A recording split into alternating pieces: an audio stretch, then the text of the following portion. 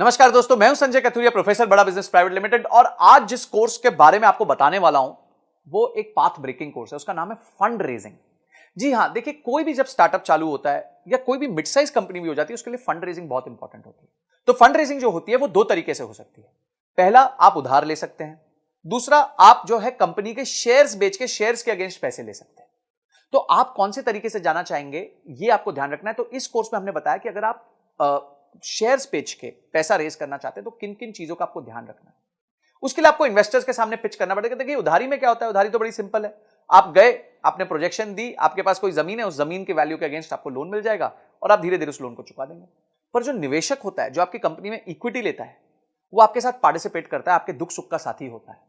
तो इसीलिए उसको आपका बिजनेस के समझना बहुत ज्यादा जरूरी होता है। और इसमें आपको बहुत चीजों का ध्यान रखना पड़ता है। पहले आपको ध्यान रखना पड़ता है कि किस तरीके के निवेशक को आपको जिसको पास जाना चाहिए, आपका ऑब्जेक्टिव क्या है फंड रेज करने का, आपको इन्वेस्टमेंट चाहिए क्यों, आपका बजट क्या है, आप क्या करोगे उस पैसे के साथ। उसके बाद जब आप पैसे ले लोगे तो उसमें कहां उसको निवेश करोगे, निवेश करने के बाद किस तरह के रिटर्न्स कमा के दोगे। समझिए, आज आपका रेवेन्यू 1 करोड़ रुपए साल का है और आपने 5 करोड़ रुपए रेज किए, तो इस 5 करोड़ के साथ क्या आप अपने बिजनेस को 1 करोड़ रुपए साल के से लेके 10 करोड़ तक लेके जा सकते हैं।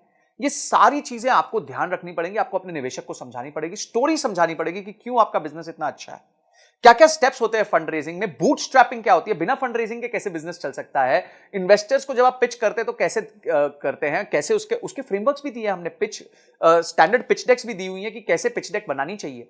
उसके बाद आपके प्रोटोटाइप्स क्या होते हैं पिचिंग के, आपके टर्म शीट क्या होती है, ड्यू डिलिजेंस क्या होता है जब लोग आपके बिजनेस को आके समझते हैं, उसके बाद किस तरह का पेपर वर्क होता है, आपका शेयर होल्डर एग्रीमेंट क्या होता है, शेयर सब्सक्रिप्शन एग्रीमेंट क्या होता है, कंपनी की वैल्यू कैसे तय की जाती है कि भाई ये कंपनी 100 रुपए की है कि 200 रुपए की है। उसके बाद आप एंजल इन्वेस्टमेंट कैसे ला सकते हैं, वेंचर कैपिटलिस्ट को कैसे ला सकते हैं। और उसके साथ साथ हमने ये देखा है कि कुछ अच्छे एंटरप्रेन्योर्स से मिलकर हमने ये पता किया कि उन्होंने फंड रेज कैसे किया था, उनकी जर्नी कैसी रही है, उनके लिए कभी क्या प्रॉब्लम्स आई और उस प्रॉब्लम्स को उन्होंने कैसे सॉल्व किया। और अंत में जाके बॉम्बे स्टॉक एक्सचेंज में घंटी बजानी है, आईपीओ लेके आना है।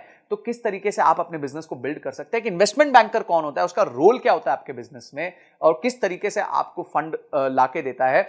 आप उसके बाद इन्वेस्टर रिलेशंस कैसे मैनेज करते हैं, जब निवेशक बोर्ड पे आ जाता है उसके साथ कैसे अपना आप रिलेशन मैनेज करेंगे। ऐसी 32 पावरफुल वीडियोस हमने बनाई हैं जिसमें case studies, examples, real life cases हमने लिए हैं, जिसको आप यूज करके फंड रेजिंग कर सकते हैं। तो बाप रे, इतना सुनने के बाद ही आपको मन करना चाहिए कि मैं इस कोर्स को अनलॉक कर लूं, इमीडिएटली अनलॉक कर लूं और जाके सारे वीडियोस को ध्यान से पढूं, उसको इंप्लीमेंट करूं और उसके बाद उसके रीडिंग मटेरियल्स को पढ़ के उसको और डीप में समझूं। तो ये सारी चीजें हमारे एक ही कोर्स में इतना सब आपको मिल जाएगा, इतनी सारी आपकी प्रॉब्लम सॉल्व हो जाएंगी। आपका गोल है अगर कि कंपनी के लिए फंड रेज करना है तो आप इस वीडियोस को देख के बहुत अपने आप को इक्विप कर सकते हैं, प्रिपेयर कर सकते हैं। इसके साथ हमने 450 फंड्स की लिस्ट भी दी है जिनको आप अप्रोच कर सकते हैं, उनके फोन नंबर के साथ, उनके किसको आपको अप्रोच करना है उसके साथ। ये सारी चीजें हमने इसके साथ फ्री रिसोर्सेज दिए हुए हैं।